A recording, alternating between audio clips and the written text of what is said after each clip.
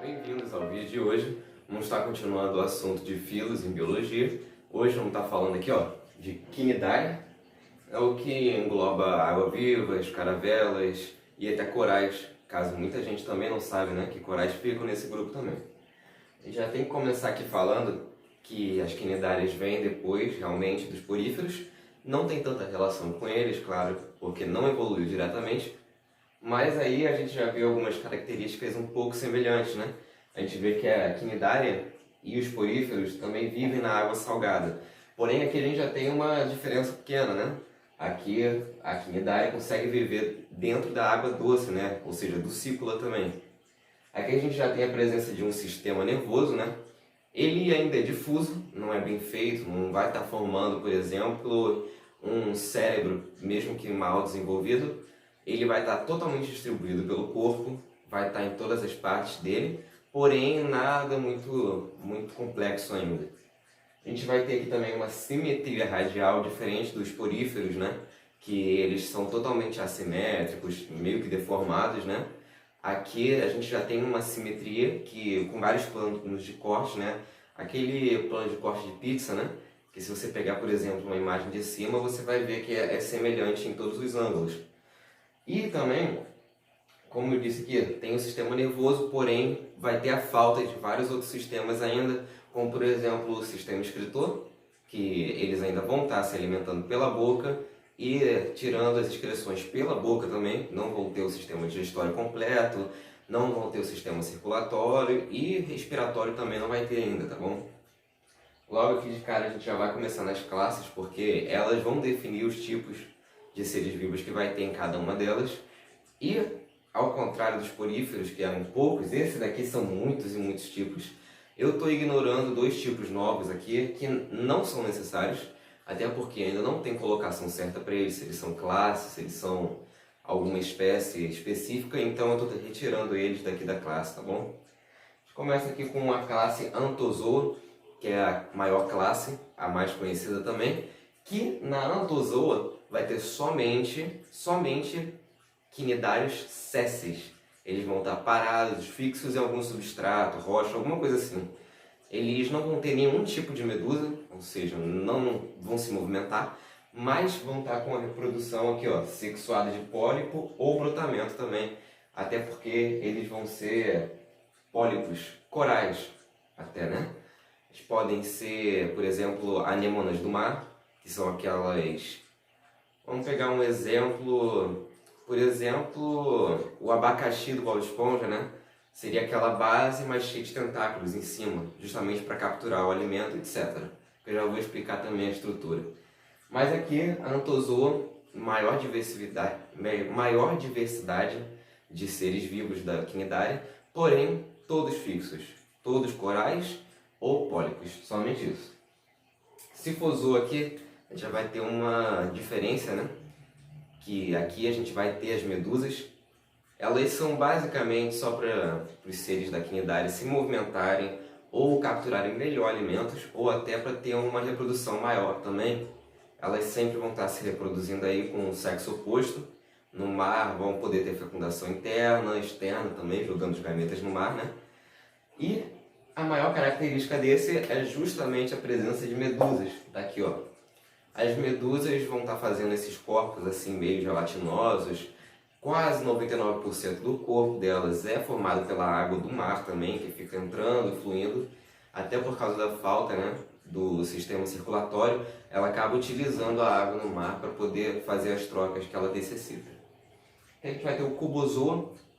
O Cubozoa foi criado de uma classe diferente, justamente porque essas medusas água-vivas, né, são bem diferenciadas no formato do corpo delas.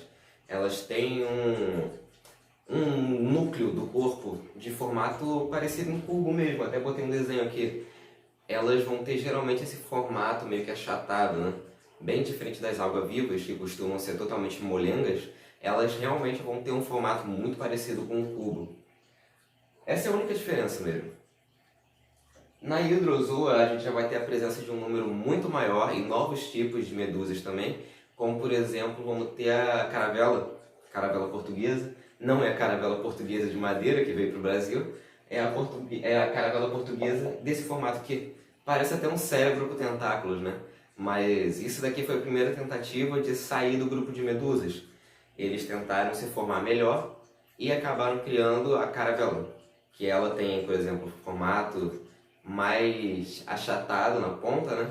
Ela é um pouco mais molenga também para melhorar o peso. Ela também vai se movimentar mais rápido no mar, porém ela sempre escolhe melhor ficar parada em um lugar para capturar o alimento mais. É um pouquinho mais inteligente que as outras espécies também.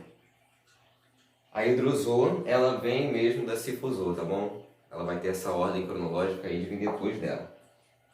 A Staurozoa é bem diferenciada também. A gente vai ter aqui um exemplo dela. Por mais que ela pareça uma lula, ou seja, um bicho enorme, né? Ela é tão pequena que a gente às vezes nem consegue observar. Mas ela também pode chegar até 5 centímetros. Aqui nas outras a gente pode observar até hoje seres de até 5 metros de diâmetro. Algo que você não pode nem imaginar chegando perto de um bicho desse. Aqui você consegue ver ele, por exemplo, várias e centenas deles se você colocar em um copo de água.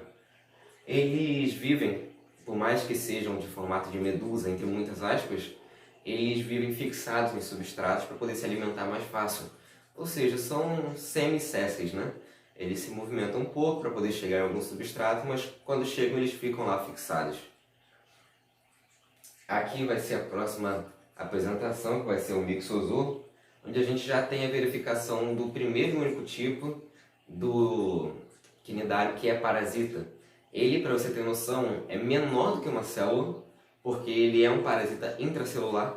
Ele entra nas células e fica usando a energia delas para poder sobreviver e até se reproduzir. Não é um vírus, porque ele tem o código genético dele, ele tem reprodução, vai ter o tempo de vida, ele é um ser vivo de fato e se classifica totalmente no quinidário. Aqui também no Mixozoa a gente vai estar tendo uma discussão de Mixozoa e Polipídio. Os polipídeos são bem parecidos, porém uma pequena diferença no corpo, por isso que eu não botei aqui, porque ainda não tenho certeza nenhuma se vai ter essa diferenciação ou não. E aqui eu botei o último aqui como curiosidade mais, porque isso aqui quase nunca cai nada, praticamente nunca caiu. O que vai cair mesmo vai ser o Anthozoa, Scyphozoa, Hydrozoa, nem Corbozoa cai muito também. O Conulata, ele é uma classe que está totalmente extinta e é muito antiga mesmo, os primeiros tipos de quinidários. Eles eram construtores de recife, ou seja, navegavam pelos mares, fixavam os pólipos deles por aí, faziam recifes enormes de coral e tinham um formato piramidal, né? Parecia um triângulo no mar, que é essa representação aqui, ó. Somente hoje em dia a gente só tem fósseis deles e eles tinham mais ou menos aí uns 10 centímetros de tamanho, né? Eles são bem diferenciados até por causa dessa formação, a gente não sabe direito ainda porquê, mas dá para imaginar que seja para melhorar também a velocidade no mar. Porém, acabaram sendo extintos, não evoluíram no meio ambiente, né? Fazer o quê? Leva em conta que Anthozoa, Cubozoa e Hydrozoa são os que vão cair em prova. Scyphozoa, Staurozoa e Mixozoa caem de vez em quando para abrir uma exceção, né? Umas perguntas mais específicas. Se você souber isso daqui, você vai saber responder, porque não é tão específico dentro deles. Mas esses três aqui é bom você dar uma estudada aprofundada. Conulata, realmente, como eu disse, é só uma curiosidade. Vai que cai em algum lugar? Eu acredito que não, mas é interessante. A gente vem aqui agora, depois do assunto de classe, a gente vai diminuindo a escala, né? A gente vai para as estruturas que os quinidários podem formar. Nesse caso aqui a gente vai ter 4 estruturas. Tem mais algumas que são mais específicas, mas a maior parte dela é só para reprodução, que aparece também. A gente vai ter aqui o pólipo, que é o coral. É esse exemplo aqui, né? O coral, ele vai poder ficar se juntando com outros tipos de corais, aumentar, formar colônias, assim como os poríferos também, né? Porque eles meio que vêm de evolução disso deles, né? Os pólipos, que são um pouquinho maiores que os corais, eles vão ter essa formação mais com tentáculos, né? Não vão ser meio que assimétricos, por assim dizer, né? Eles também vão ter essa presença de uma cavidade gastrovascular, que é onde eles vão estar se alimentando. A gente vai ter a boca dele aqui, vamos ter os tentáculos, e cada partezinha dela eu já vou estar explicando, tá bom? Isso aqui é só para a gente ter uma noção das estruturas que eles podem formar ainda. Depois disso a gente tem a medusa, que é mais focada em reprodução e movimentação, né? Para poder estar formando novos tipos de corais por aí, elas vão espalhando a sua própria espécie. E as medusas são aquelas que ficam na praia queimando as pessoas, né? Elas não vão estar queimando as pessoas porque querem, a pessoa que vai lá e encosta nela e acaba se queimando, entre muitas aspas também, porque não é bem uma queimadura, vai causar uma urticária. É a toxina delas que faz isso. Tem algumas que podem até matar o humano, em até 20 minutos aproximadamente, e tem tipo tamanho de 5 centímetros, é uma coisa absurda. Aqui a gente vai ter o corpo gastrovascular também, mas os tentáculos virados para baixo, ao contrário do pólipo, porque como ele vai estar fixado no substrato, o pólipo, ele vai ter os tentáculos para cima para poder capturar alimento. Já a medusa, como ela vai estar nadando, ela vai estar com os tentáculos para baixo para poder capturar o alimento. Ela vai estar jogando essa toxina em um alvo e depois captura ele e leva até a boca, que fica aqui. Aqui também a gente vai ter o estróbilo, que é esse daqui. É mais focado em reprodução, é a estrobilização, que eu já vou explicar também como que é. Então vou deixar um pouquinho mais depois. Mas esse aqui é um corpo do estróbilo, tá bom? E aqui é a larva plânula. Ela praticamente sempre vai surgir, porque os quinidários têm um desenvolvimento indireto, eles precisam dessa larva para poder se desenvolver. Porém, no brotamento a gente não vai ter essa larva plânula. Agora, partindo aqui para as partes, né? Deixa eu chegar aqui para o lado. Vindo para as partes do corpo das quinidárias, essas todas daqui praticamente vão ter essas 4. Porém, esses 2 últimos, como são só partes da reprodução, eles não são corpos 100% completos. Então, eles não têm essas 2 partes. Até que o estróbilo tem a boca, mas não é uma boca desenvolvida ainda, porque é só para uma alimentação rápida. Aqui a gente vai ter a epiderme, a gastroderme. É bom frisar aqui que os quinidários são animais diblásticos. Eles não são triblásticos como a maioria dos animais. Vão ter 3 camadas na pele, né? Por assim dizer, pele. Eles vão ter somente 2 camadas, que vai ser a epiderme e a gastroderme. A epiderme, ectoderme também, é a parte que fica externa, fora do corpo. A gente pode ver aqui, ó, essa parte aqui em azul, em volta, é toda a epiderme dele. Já vou explicar de quais células são formadas, tá bom? E aqui na parte de dentro, onde reveste, né, essa cavidade gastrovascular, que é uma novidade aqui nos quinidários, ela vai ser formada pela gastroderme, que é essa parte verde aqui, de parte de dentro. Esse rosa aqui que a gente vai ver é a mesogleia, que eu também já vou explicar daqui a pouco, que é uma parte mais celular também. Aqui a gente vai ter a boca, no caso aqui do pólipo, a boca vai ser na parte de cima, virada para cima, né, entre os tentáculos. E na medusa a boca vai ser virada para baixo, para poder facilitar também a captura do alimento. A digestão aqui pode ser intra ou extracelular, até porque ela não vai pegar todo o ser vivo, porque ela pode capturar animais enormes, por causa dessa toxina poderosa dela. Mas aí ela pode se alimentar fora ou dentro do corpo dela também. Os tentáculos não vão estar presentes 100% do tempo, até por causa dessas 2 formas de reprodução aqui. Mas nas outras 2 formas de pólipo, medusa, coral, eles vão estar presentes porque eles vão ser recheados de quinidócitos, que são as células que eu já vou explicar também. O quinidoblastos, né, que é a célula mais presente nos quinidários, e ela vai ser a célula que vai estar jorrando essa toxina, né, vai estar tacando essa toxina nos seres que vão encostar nela, nos cílios dela, que eu já vou explicar também a célula a fundo.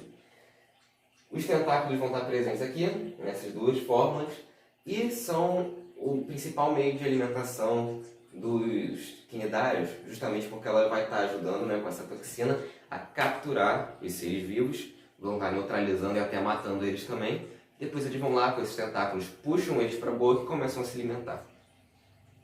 Aqui na reprodução, na minha opinião, o filo quinidária é um que tem maiores formas de reprodução. Então ele acabou estourando no mar. Tem muitos e muitos quinidários por aí. Por isso que é até difícil a gente ver um recife de coral sumindo. E quando ele some, por isso que é um desastre ecológico enorme. Que quer dizer que o mar está realmente muito mal. Porque ele é muito forte, o recife de coral. Na forma sexuada aqui, a gente vai ter a diferenciação dos pólipos, desculpa, e a medusa. Os pólipos e a medusa vão fazer a troca de gameta aí, porém é diferente, porque o pólipo ele vai estar parado, vai produzir os espermatozoides deles, né? Ele vai depois lançar pela boca dele, vai sair os espermatozoides, até ele encontrar um outro pólipo próximo ali, né? Que tiver parado e tiver um óvulo dentro dele. Os espermatozoides vão entrar nesse outro pólipo, nesse outro coral, e vão fazer a fecundação interna ou externa também, se o óvulo já estiver fora do corpo do pólipo, tá bom? Aqui no caso a medusa, a gente vai ter uma medusa macho, uma medusa fêmea. Elas vão fazer essa troca de gametas, né? Vão jogar ela na água, os gametas vão se encontrar, vai formar a larva. Aqui também no caso do pólipo também vai formar a larva, e a larva depois vai fixar em algum substrato, vai começar a se desenvolver, para formar, sempre vai formar um pólipo. Nesse caso a larva sempre vai formar um pólipo, tá bom? Aqui na forma assexuada a gente vai ter o brotamento e a estrobilização, que é a diferença dos quinidários também na forma assexuada, né? Vou começar aqui pelo brotamento, que é o mais simples. O brotamento, que nem porífero, a gente vai ter aqui, ó, imagina que vai continuar crescendo coral. Vou usar esse desenho aqui que é melhor também. Vai continuar crescendo coral para todos os lados.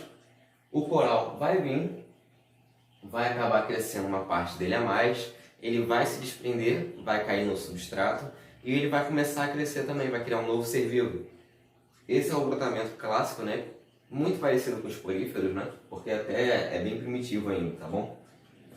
Porém, na estrobilização a gente vai ver uma diferença muito grande, é uma inovação também da reprodução, evidenciada aqui nos quinidários já, que vai ser no corpo do estróbilo.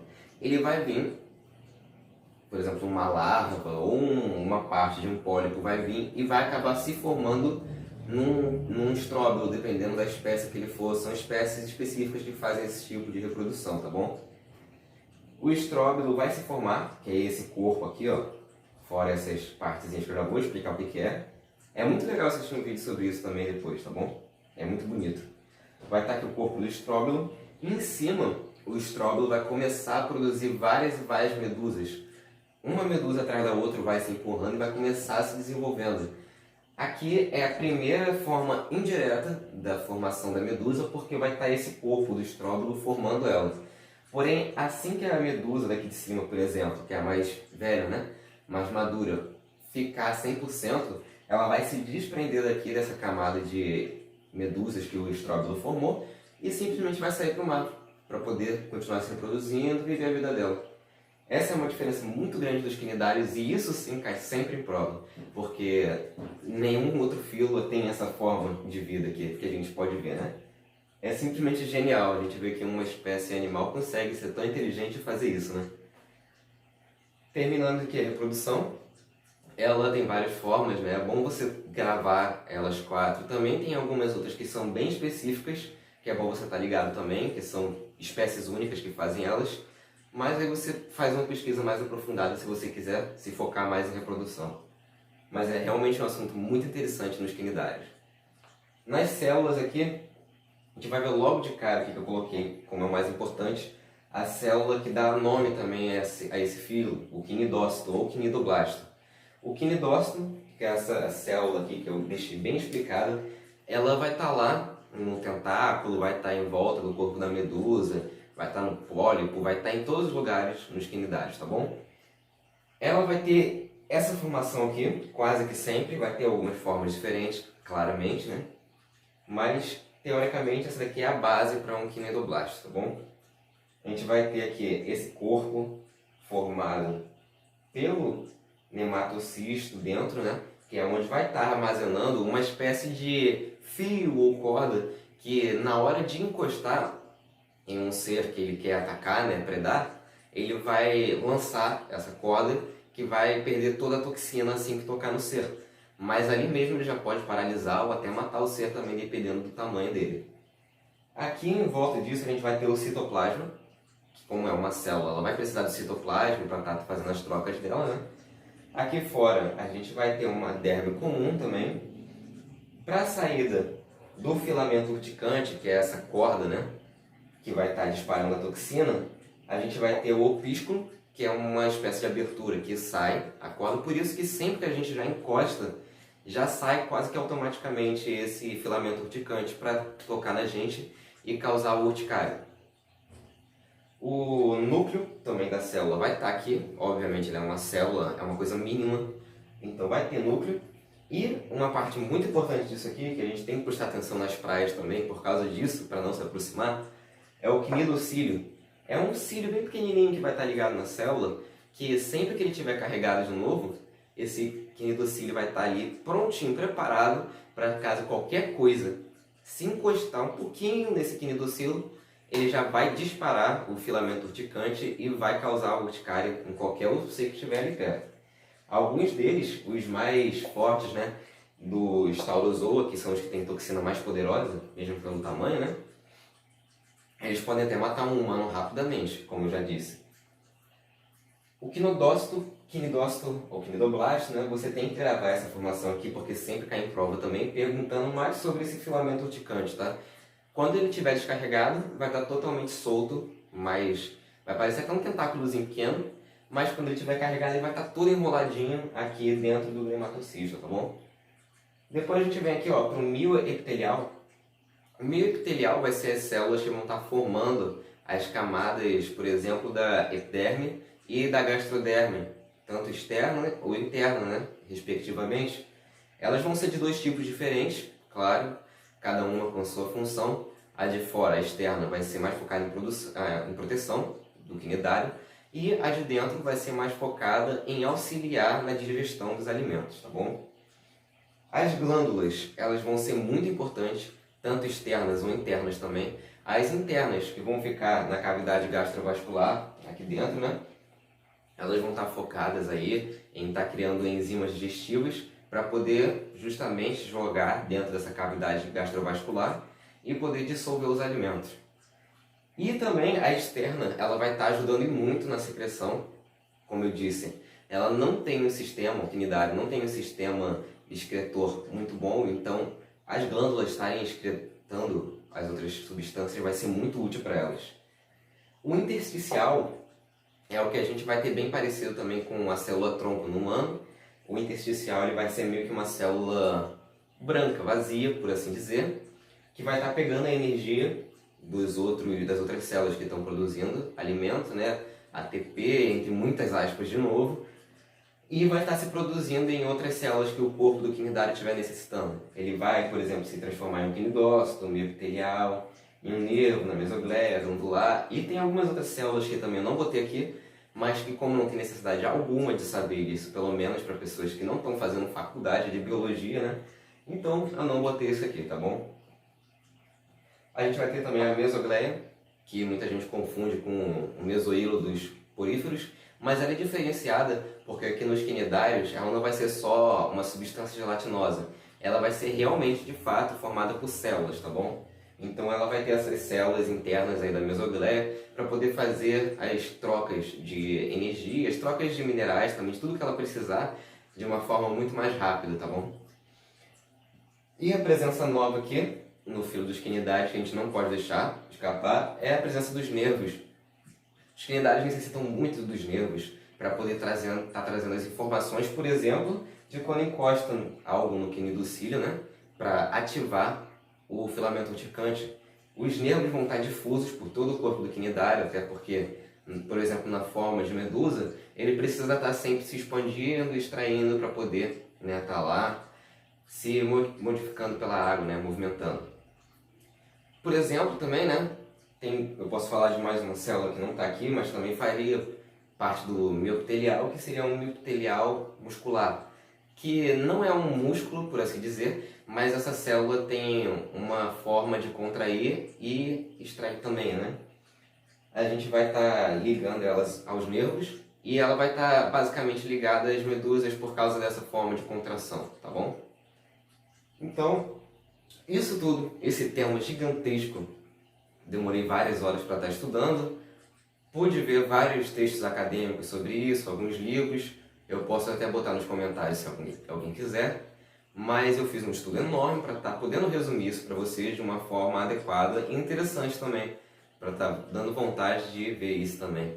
E eu acho uma pesquisa muito interessante vocês estarem pesquisando sobre o conolata, porque as formas dele, os fósseis dele são muito interessantes, são muito diferentes dos animais que a gente está vendo, e também entra nessa disputa, né, do Mixozoa, por causa dos parasitas novos que estão descobrindo. É muito interessante também. E o Mixozoa não ser um vírus também é uma coisa interessante de pesquisar, tá bom? Então, deixem um like, se inscrevam no canal e até a próxima.